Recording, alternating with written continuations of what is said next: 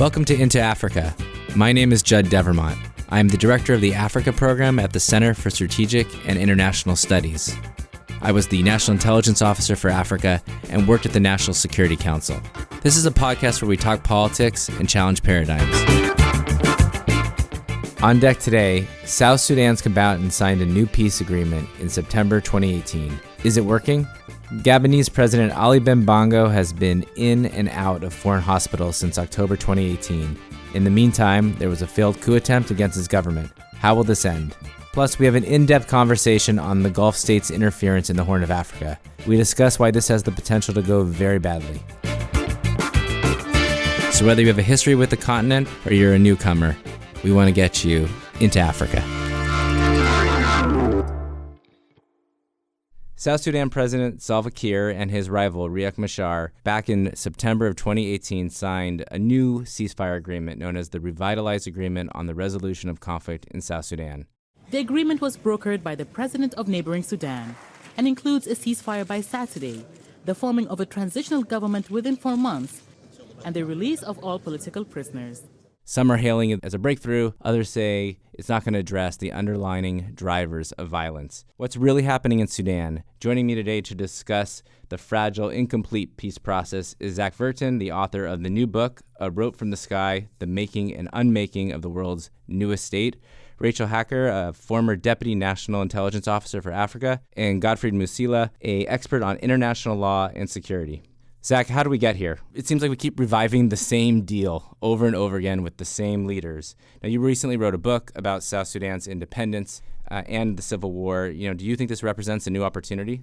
Yeah, there is some deja vu, and I'm afraid I'm not optimistic, Judd, at least not in the short term. I think some of the same bad ingredients that ultimately poisoned the first peace process and that peace deal remain. Number one is this class of SPLM elites that you reference, who I think are too disconnected from ordinary citizens, who have for far too long sat atop South Sudan's power structure. And two, this deal was always going to require really constructive regional participation. Regional rivalries and competing national interests, however, poisoned the first process, and while that regional landscape, I think, has changed a bit, those problematic dynamics remain. The UN Special Envoy for South Sudan just recently said that fighting has greatly diminished. But what they pointed to is the role of Sudan, which has historically supported Machar, and Uganda, which has historically supported Salva Kiir. And they say that this is a key factor in why, at least for now, there has been less violence. Raechel, why do you think this is significant? Is this enough? There's a lot of other things that are happening in the region right now. So Sudan, the NCP is facing these protests. How much longer are they really going to be able to focus on South Sudan? That's historically been a challenge for the level of effort that they put in to actually enforcing a peace process in South Sudan. Uganda, you can kind of make a similar argument. And both of these actors have done things that are destabilizing in the past. So yes, I think David Shearer made a really good point that violence over the past few months has decreased substantially, but there are a lot of things that haven't really been sorted out. Uganda, there's rumors that they are supporting both Machar and then the government militias in their operations against Cirillo and the Equatorias. If that's a factor, that is also destabilizing. Let's talk about Thomas Cirillo. He was formerly part of the government, and now has started his own rebel group, the National Salvation Front. He is from the Equatorias. Most of the fighting that's ongoing right now is between Thomas Cirillo and the government. How do we think about this third actor? Yeah, I think it has demonstrated for people that this isn't simply a Dinka-Nuer conflict. It isn't one simply about Salva Kiir versus Riek Machar, and that this has really fractured South Sudanese society across regions and across ethnic groups. And Thomas Cirillo was previously in the government before ultimately breaking off and starting his own faction. I think we should all be paying very close attention to the fires that are currently raging in Equatoria. Godfrey, let me bring you into the conversation. I think it's important to recall that at one point, Thomas Cirillo was thought of as an alternative president, somebody that could step in, that wasn't from either of the polarizing ends, the Nuer and the Dinka. And I think that he might feel that he has been marginalized by the agreement because I think it reserves a very small role for himself. And now he's styling himself as a representative of Equatorian interests. So I think that to the extent that the Equatorians would buy into the idea that he represents their key interest, which is federalism, which allows them to run their own affairs, and in fact to stay out of the Dinka-Nuer conflict. I think that his message will continue to have purchase. So a lot of problems with this agreement, right? It's still very narrow, doesn't include, as Zach said, the broader South Sudan political class. Godfrey, you made a great point about Cirillo. We've talked about the international actors. We've also been lulled into a false sense of progress because it's been the rainy season. By the time this episode airs in early March, we will be straight into the dry season. So a lot of things are going to come together in that point. Maybe or maybe not, they'll have actually fleshed out what the agreement is. Maybe or maybe not, Machar will actually come to Juba, right, and join the government. And now armies will be unlocked by the change in weather. And this brings in the human rights component. Godfrey, you served on the UN Commission for Human Rights. Can you tell us a little about everyday South Sudanese are doing? The UN in Juba is saying that the fighting has reduced in many parts of the country. They're saying as well that some IDPs might have begun living. They're suggesting that maybe 40% of them are expressing interest in going back home, but the situation on the ground remains dire. There's a fatigue among the people about these elite arrangements, which do not seem to take civilians into consideration. South Sudanese will be watching to see whether, in fact, the peace holds. We just learned that the former detainees might have, in fact, agreed to join the government. Salva Kiir might be wanting to have as many folks on his side as possible, so that by the time the government is formed, he would have a substantial voice and be able to actually determine what comes out of the transition. Okay, so Raechel was very clear that she is pessimistic. Zach was pessimistic. I'll put my cards on the table and add my pessimism. Godfrey, is there a little optimism in that, or where are you? I think there's a little optimism. I think that the fatigue that people have, perhaps Sudan's role, if the center holds in Khartoum, they have an economic interest to ensure that the peace agreement works, because they'll be deriving quite a bit of revenues from the pumping of oil. So I am partially optimistic. I'm gonna do it. I'm afraid. Go ahead, Zach. No, I just listening to Godfrey and talk about the same elite arrangements and some of the former detainees come back in. Look, I'm afraid I think one of the most important things for real transformation in South Sudan is going to be generational change. I don't think we're very good at thinking about these things in the intervals that we should be, not in this week or this month or even the first year of this peace agreement, but in 5 and 10 and 15-year terms. We also should be starting to invest in and partner with the 30-somethings in South Sudan. To me, we have a ceasefire. That's a really positive development. It seems to be holding, but to what end? I mean, to Zach's point, and even to Godfrey's point, it's the same players. And so I think there's an outstanding question of should they be rewarded for causing all of the destruction that's happened since 2013 by having yet another role in the government?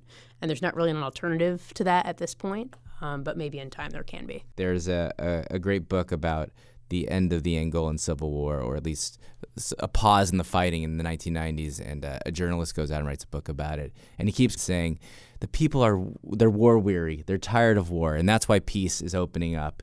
And everyday Angolan said, we were never for the war. We've been war weary from the beginning. It's the elites that have been the ones who propel it. And I think that's a really important framework both to think about where we are and also to get at Zach's point is that we need to see a new generation of leaders come up. Any parting shots on South Sudan? There's a strong sense of entitlement among the older leaders that believe they fought for independence, they fought for liberation, and they need to cash in. The South Sudanese in diaspora who are educated, who are really invested in seeing their country do well, don't usually get a place at the table. So it's critical, if things hold, that South Sudanese leaders tap into a rich, much more educated, young population that is out there in the world.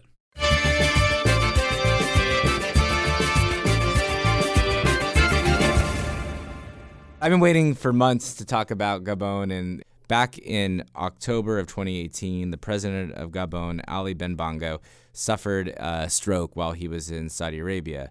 He was there for about a month, and then he was transferred to Morocco. And then in January, a group of junior officers stormed the public radio station, and they announced that Bongo had been removed from power. The political situation in Gabon is under control, so says the government. Spokesman for the government announced the killing of 2 suspected plotters and arrest of 7 others just hours after they took over the state radio in a bid to end 50 years of rule by President Ali Bongo's family. The coup didn't take, but Bongo really isn't in charge either. They flew him back in. He swore in a new cabinet and went back to Morocco, where in theory he is, recuperating from the stroke and other associated illnesses. But I don't think the center can hold. Raechel, we've seen this movie before. How's this going to end? So, yeah, I mean, we've definitely seen this movie before. And this time, it's not like Mali, where a junior officer successfully overthrew the government and said, okay, I'm in charge, and people actually bought into that. From everything that I've been able to tell, this is 5 guys who were immediately stopped.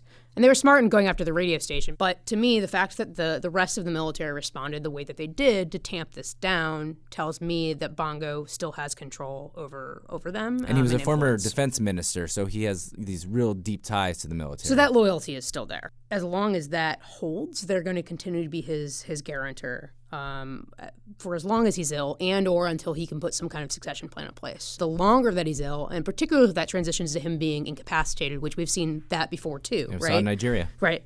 Then the higher likelihood that somebody tries to step in and fill those shoes. And so it's to Bongo's advantage to create some sort of plan and let people know about that should that situation arise. This family has been in charge of this country since 1967. Omar Bongo was the second president of Gabon, and then his son took over when he passed away. One of the brothers, Frederic, is in charge of the intelligence service. One of the sisters, Pascaline, is still very powerful and in the mix. And yet there isn't really an uproar on the streets, right? The coup had no fanfare for the most part. There have been protests in Gabon historically in the 90s and around some of the fraudulent elections, but nothing around this particular event. It's such an interesting contrast to Togo, where another family, father and son duo, have been in charge since 1965, and there's been almost 2 years of protests. Where is civil society? Where is the opposition? Gabonese civil society is traditionally weak. The leaders that I've seen express themselves around Ali Bongo illness have decried a lack of accountability, a lack of information. They sought to know what was going on when he was in Morocco. Merely communicating to them that he's alive was not adequate for them. The opposition, in fact, opposed a reinterpretation of the constitution that would allow the vice president to take over. But the opposition has been weakened since the last presidential elections, which, as you know, Jinping ended up on the losing side, and then subsequently boycotted the elections that came after. Declared himself president as well. He did. Bongo, of course, is an old operator. He co-opted some of the opposition leaders. So it's not clear exactly where they stand, although they have stood strongly in favor of interpreting the Constitution the right way. They see a reinterpretation of the Constitution as an attempt to perpetuate the Bongo leadership, hoping that he gets well and comes back to take over. Zach, this doesn't look tenable, right, in the long run. Bongo's in power barely. He survived a coup. As Godfrey mentioned, the Constitutional Court, kind of fiddled a little bit so they could get the vice president in charge. What's your thoughts? I knew this president was a colorful character, but I recently learned that Ali B was once upon a time an aspiring funk singer and put out a 1977 album called Brand New Man. He's still recording music, actually. Yeah. He's still recording music Wow. now. But this is seriously funky. Well, he's not recording any music right now. Not now, just not long in ago. Morocco. I mean, maybe he is. There's a new beat behind it. My point is that I'm not convinced Ali B can reinvent himself again as a, quote, brand new man. Yeah, I think that's a good point. The other actor that we haven't talked about here is the French. They're going to be incredibly important. They have deep historical ties. They have military presence. In 1964, there was actually a coup attempt in Gabon. It was just for a couple of days, and in that instance, the French deployed troops into Gabon and reinstalled the first president, Léon Mba. So I think that they're going to play an important part in whatever transition. But Raechel, what do you think? French ties to all of their former colonies are still strong. So I think it will be interesting to see what their take on this is. If for right now, it seems to be pretty quiet. So they're probably just a wait-and-see mode. Zach shared a fun fact. I'm going to share a fun fact about Gabon, and maybe it's because of the French connection. They have one of the highest consumptions per capita of champagne in the world. According to a report last year, they're in the top 10. Small population, but what it tells you is the disparity. You leave Libreville, you leave a couple streets in Libreville, and you can get a sense of the distinction between being in society. Just maybe another word on the French connection. They have enjoyed a bit of cool relations, particularly after the French went after the family to control of some of the properties in France. There's a corruption case. Yeah, I mean, a lot of money stashed in France in buildings and so on. That's a great point, Godfrey.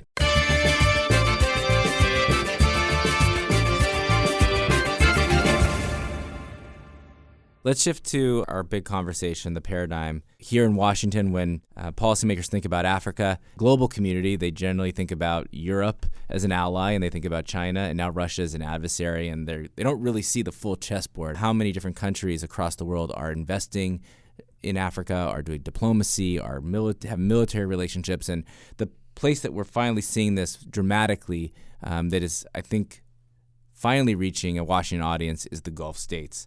Zach wrote an article just recently for Foreign Affairs on this. He's actually resident in Doha at the Brookings Institution there. Zach, can you tell us a little about what the Gulf states doing in particularly the Horn of Africa? So these small, cash-rich states are inserting themselves in the Horn of Africa really as never before. And this surge in economic and political and military activity is really reshaping dynamics on both sides of the Red Sea. In the U.S., in international institutions, in academia, we have Africa experts. We have Middle East experts, and they don't really necessarily talk to one another, and they don't really understand each other. And that's being challenged right now by this new flurry of activity, which I think is both rendering old notions of political geography obsolete, but also challenging how we all do business. While all the Gulf states and Turkey are involved in this game, it's really the UAE that's been the most assertive by far. And the most tangible manifestation, in my view, of this new, quote, scramble for Africa is the building of ports and military bases on the Red Sea coast. First, I think they see commercial ports on the Horn as giving them access to Africa's expanding consumer class, right? So 100 million in Ethiopia and many more beyond. Second, and I'd argue maybe most importantly, there's a hope that new ports, together with control of Yemen's south coast and the ports there, will position the Emiratis to shape the future of maritime trade, both in the Red Sea and the Western Indian Ocean. And so I think there's a much bigger game here that is about the Horn, but has a broader kind of landscape as well. And in this, they see China coming. Trade volume is growing as a result of One Belt, One Road. And rather than 10 or 15 years from now be totally supplanted by the Chinese, I think the Emiratis want to be a part of that game. So that's two.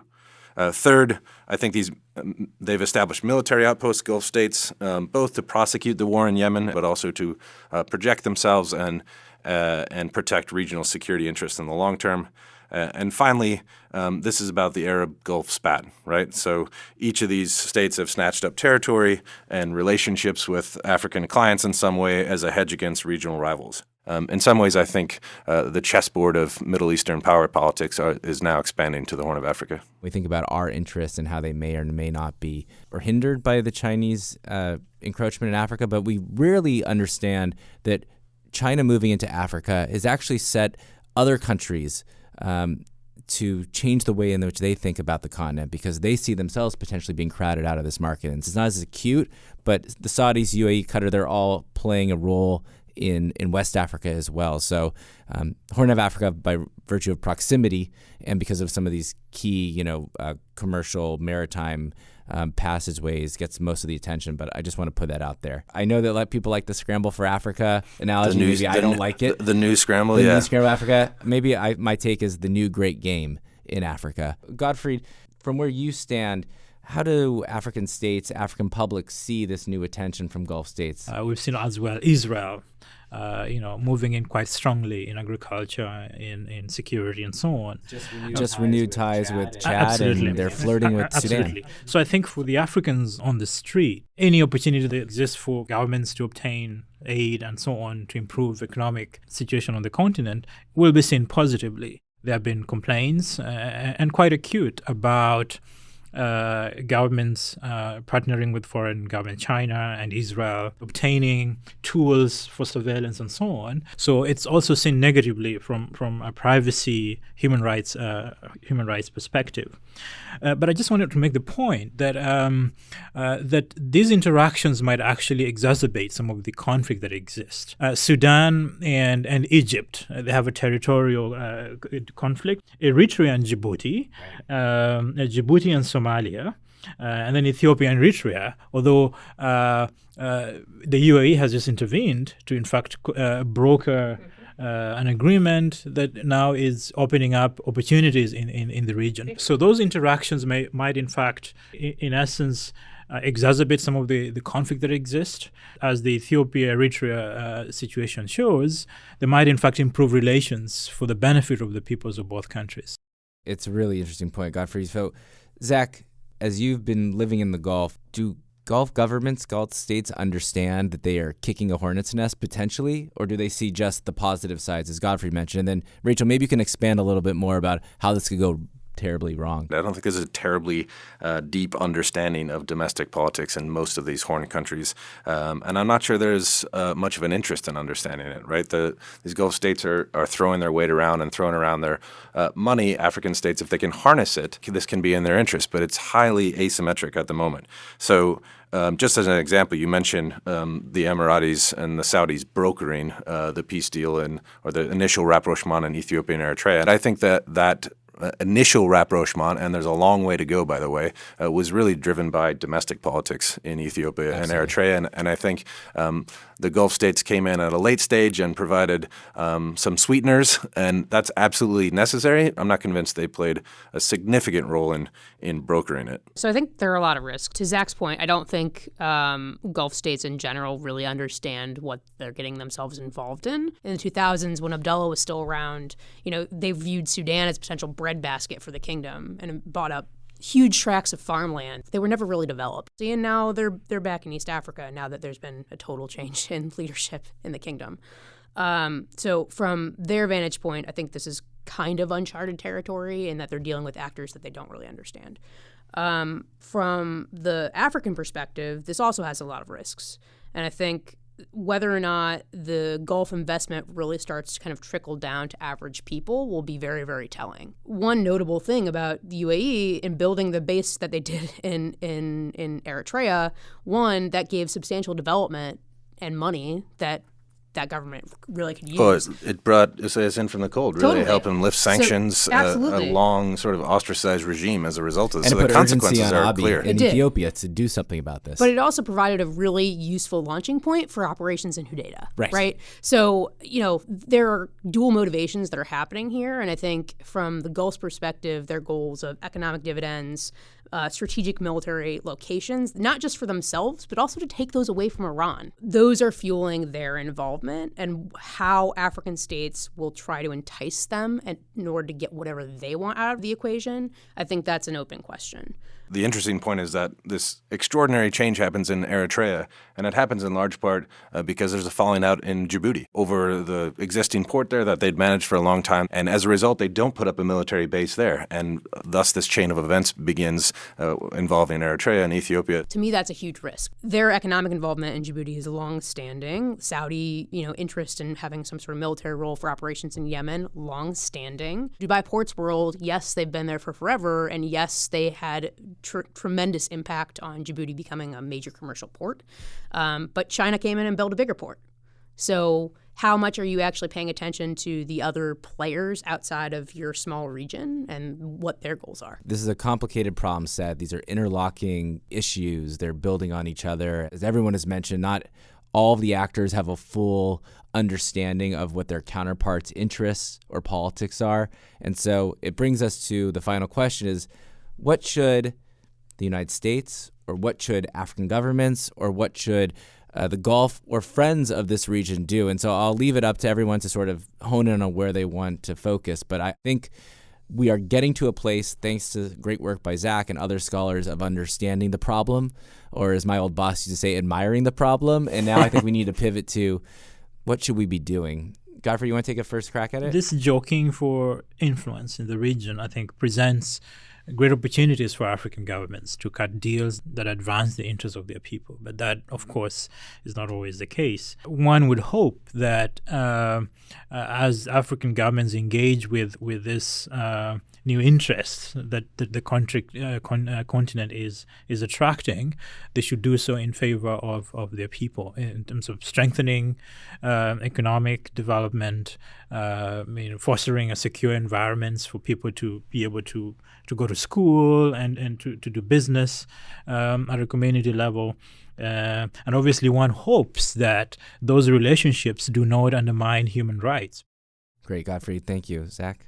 So I think it's important, and we've alluded to this, that there are three dimensions to this. So one, there are these extraordinary transitions underway across the Horn. Two, this blitz of new money and engagement from the Gulf. But three, also because of this new Chinese base just 6 miles from the United States' only military base in Africa and a new port there, means that the Horn and the Red Sea have also become a theater for great power rivalry. That's where I think the African states risk getting lost in the mix. So I think with proper sort of management on both sides of the Red Sea, I'd argue the African and Gulf countries can benefit from new engagement. And to this end, I think some have called for a Red Sea Forum, right? A kind of collective that could work together to secure the region's waterways, regulate migration, achieve food security, manage conflict and displacement. So I think this is a really interesting and worthwhile idea. I also think it's unlikely to be realized in the near term until a number of things sort of mature. And one is that states in the Horn, and Godfrey alluded to this, advance their domestic reforms and this kind of regional integration such that they can articulate shared interests and needs with Gulf partners, but on a more equal footing. Right now they're very asymmetric, as I mentioned. Two, in terms of what needs to change for a Red Sea Forum, I think Middle Eastern rivals, and by the way, none of which is really strong enough to achieve dominance, need to end this senseless Gulf spat or at least de-escalate. And three, I think, and this comes in the context of John Bolton's recent speech about Africa, which was really a speech about China. Mm-hmm. I think Washington and Beijing need to realize some kind of equilibrium in the region. Now, none of these things are sure things, but I think until there's progress on each, the Red Sea could remain a kind of dangerous arena for three-dimensional competition. Yeah, I agree. Raechel? As analysts, Judd, you and I have always talked about short-term threats and then kind of longer-term strategic threats. And in my mind, this definitely falls into the latter camp. So in terms of the West's engagement in general, with whether it's the Gulf or with China, the Red Sea and what we're all doing there doesn't really float to the top of that agenda. But maybe in some of these more strategic conversations, that's something that could be considered to talk about. And I think it would behoove us as Africa followers to better understand the drivers and motivations coming from some of these Middle Eastern countries or from China, and probably would be advantageous to them to understand what the African perspective is too. So I think there's room for dialogue there. I just want to put a fine point on a couple of what you guys have said. So I think the idea of a Red Sea Forum is excellent. We've seen examples of this kind of coordination back during the Somali famine when David Cameron brought together the London Conference on Somalia, and he had Gulf state actors, and he had the Europeans, and he had the Africans there to have a conversation. What I like about the Red Sea Forum, it's not the West that's doing the convening. It is potentially the Africans doing the convening. Mm-hmm. And So we did Potentially. Yeah, so there have been a few attempts. The Saudis, the Africans should be convening it. Like, why it shouldn't be the donors always doing it, because it changes the focus and the priorities. But we have to be engaged at a much higher level. There is no senior level engagement on this issue, and it is a strategic problem. It does touch on China. It also touches on stability investments, both our security investments and our potential commercial investments. So I'd like to see the Red Sea become an African initiative. That's one, and I'd like to see someone at the deputy secretary level focus on this issue. I mean, it'd be great to have Pompeo, but there's got to be someone who really has the heft of the U.S. government and signal this is an important issue. We're aware of it, and we're going to bring together those two communities that Raechel mentioned. We're going to bring together Africans and the Gulf states, and if we need to, China as well. But we've got to get a handle on this. You're right that the U.S. doesn't necessarily need to be or should be out front in it, but I think there are things that we and other states can do, including for example, Pompeo and others could lean on the Gulf states to, as I mentioned, resolve this Gulf. So no one is benefiting from this, and that would go a long way towards de-escalating, the great game that's now being played in the Horn of Africa. Well, I didn't think we were going to resolve this problem today on this podcast. But I think we put a lot of great issues on the table. Let me thank Godfrey, Zach, and Raechel for coming. I should also note that sister program here, the Middle East program, has also written a paper about the Gulf states in Africa, so I'd recommend reading that alongside Zach's. Thanks, everyone, for coming. Thank you. Thanks for listening. We want to have more conversations about Africa. Tell your friends, subscribe to our podcast at Apple Podcasts or wherever you find good content. You can also check out our analysis and reports at csis.org/Africa. Thanks.